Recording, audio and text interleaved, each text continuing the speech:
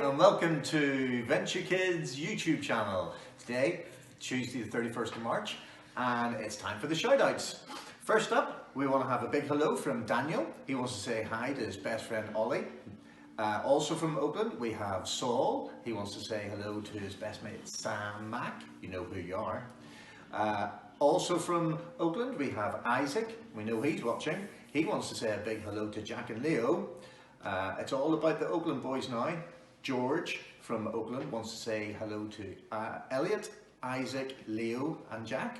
George's little sister wants to say a special hello to me. Hi Evie, hope you're well.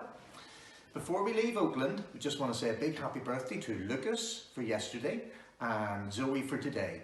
Remember, sing happy birthday, wash your hands twice. Over at Knox setting now, Kate's watching. Hi Kate. Kate wants to say a big hello to Taylor, Loretta and Lily. We also have heard that the three firecrackers, Carly, Taylor and Chloe are watching. Missed those high fives in the morning, guys. The Marshalls are watching as well. Hi Eli, hi Molly. Hope you're all well and Daniel's behaving himself. I'm sure he is. Finally, big shout out to Sam D from Knock, who is missing his wee pal Jack P. I wanted to give him a big hello. So, keep sending in the shout outs to the Facebook or YouTube channel.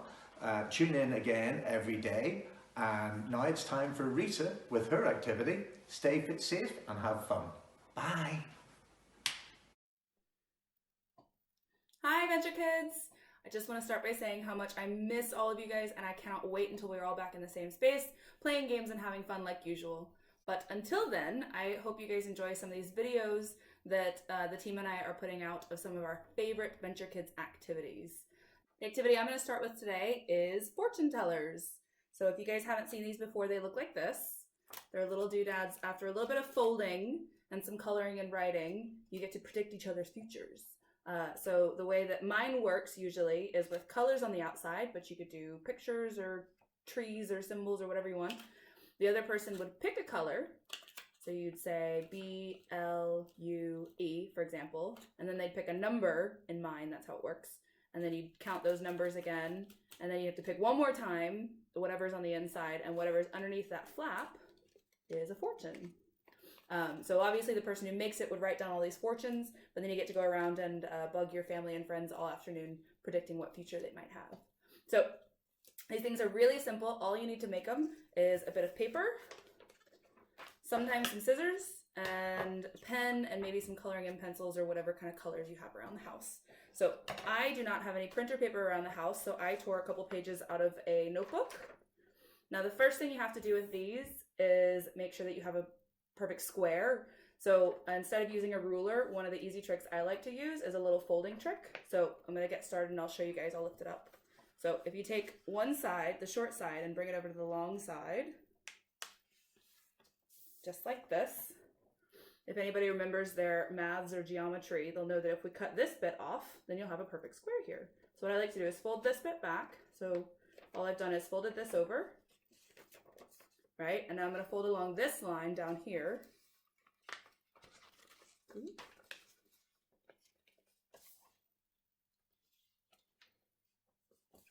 There we go.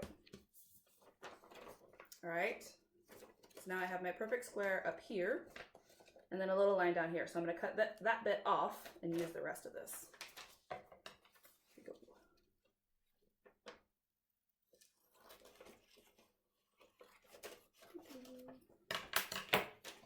All right.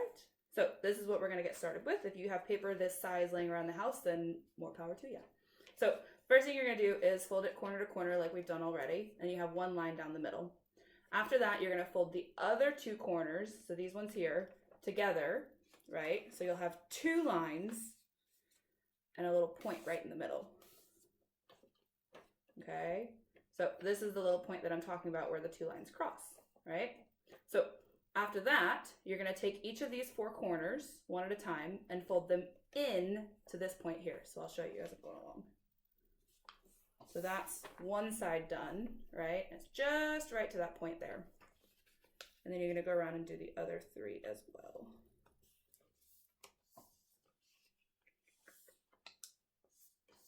All right, so there's three of them there. And the last one.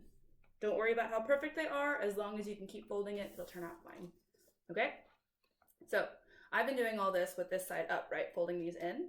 So now what you're going to do is flip it over just like this and do the same thing again. So I'm going to take my corners. So you still see the point right in the middle there. I'm going to take my corners and fold them right to that spot.